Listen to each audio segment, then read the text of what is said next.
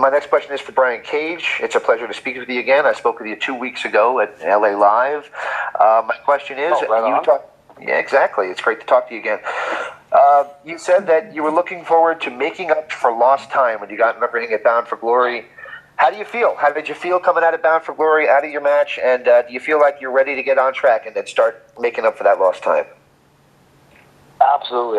That's the best I have felt during the match and after match since before Rebellion. I left on a high. I thought the match was great. Obviously came out with the win. I got to celebrate with my wife in the middle of the ring. No issues, especially with some of the crazy stuff that happened to me during the match. Right afterwards, backstage, besides my lip being split in half, nothing else bothered me. So physically, I feel great, and yeah, I'm absolutely ready and willing to get in there with anyone and everyone, and like you said, make up for some lost time. Yeah, when I saw the match, the first thing I said is, wow, he's back. So it looks like you're back to your old form. All right, and my final question is for Taya. It's a pleasure to talk to you again as well. There's been some discrepancy over the days on how many days you've been world champion, but now you definitely are the longest reigning Knockouts champion without any debate on that matter. I guess my question is, not to give you like an emotional question, but what does it mean to you to look at the history of the Knockouts division with champions like Gail Kim and know that your name reigns longer than the rest?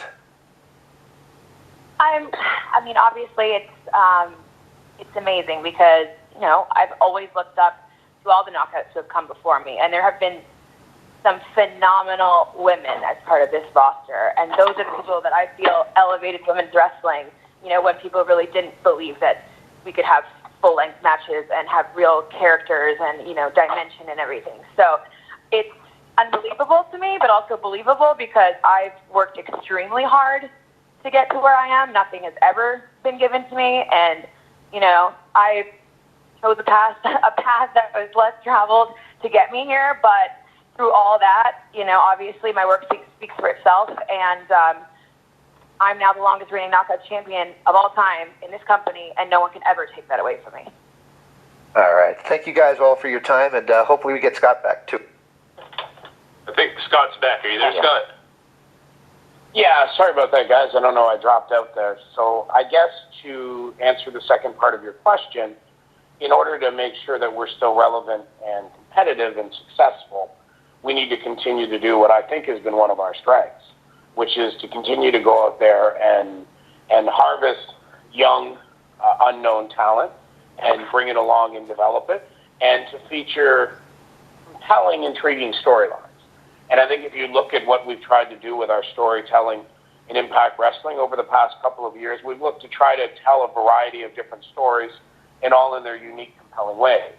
Not every storyline in Impact Wrestling starts with one wrestler attacking another wrestler, and that leads to the big grudge match. I mean, when you see things such as the Undead Realm that we've done, and you take a look at the types of stuff we've done with, take Ace Austin. He was a young guy who was a good young wrestler that was out there in the independent scene, but lacked personality. But we developed a persona and a look and a character for him, and put him in a situation where he's now in a personal vendetta with Eddie Edwards. So as long as we continue to feature amazing talent, and we put the talent in great spots and tell engaging and intriguing storylines, then I think that's really something that can set us apart from a lot of the other products that are out there. We really don't just focus on the in-ring talent. We focus a lot on the storytelling and the emotion of the journey.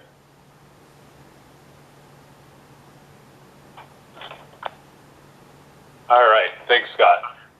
All right, so our next question, we're going to move on to Bill Bodkin. Bill, are you there? Yes, can you guys hear me? Yes, we can. Go ahead with your question. Okay, my first question will be for Scott. Scott, with the move to AXS, first off, congratulations. How does this change was there no change to Impact's plans for the future for expansion? I know you guys have I'm talking from expansion of production in terms of the live show, bigger venues, maybe more dates. Is there any plans with that now that you're on a much larger platform than Pursuit? I guess first, thank you, because it is an exciting, acquisition and move for us. And I would say that one of the dilemmas that I think faced us in the pursuit era, we'll call it, was we always went back and forth. Is do we back off the gas pedal a little bit, kind of coast until we get to where we knew we were going to be, because we knew this is where we were going to be when we left Top TV. Mm-hmm. But we knew it was going to be a bit of a process to get there.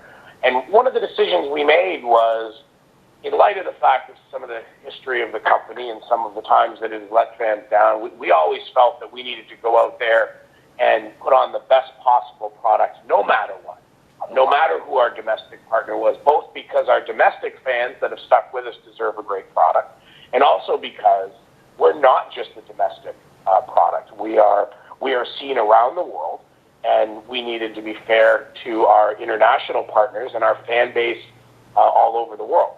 So we've done our darndest on pursuit to go out there and put out a great product.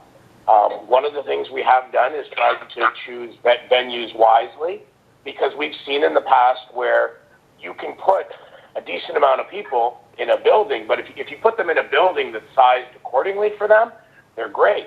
You put them in a building where it's 5 times as many empty seats as there is fans, well, then it gives you that hollow and unengaging atmosphere. So I think Bound for Glory this past Sunday was a great example of where we'll look to calculatedly and with great caution and care move to larger facilities. We moved to the Odeum is the largest facility that Impact Wrestling has ran in many years, and to go in there and to sell that out in advance was an amazing accomplishment that we're all very proud of. We'll continue to make those type of calculated decisions as far as for venues. We'll continue to always look for ways to improve both the product and the delivery production-wise of the product. You'll see some extra bells and whistles added to the product on AXS. We're not going to sit there and go crazy, because we don't think bells and whistles are what's going to get it done, guys. There's already one company out there that does bells and whistles better than anybody in the game. What we do, which respectfully sometimes they lack, is a consistent vision and product that delivers on its promises and engages fans. And that's what's going to drive us to success. So that's what we'll continue to focus on. Excellent. And my follow-up would be to both Taya and Brian. This was touched on for you already, but for both of you, for an American company, both, correct me if I'm wrong, the first major American company to put their respective world titles on both Brian and Taya.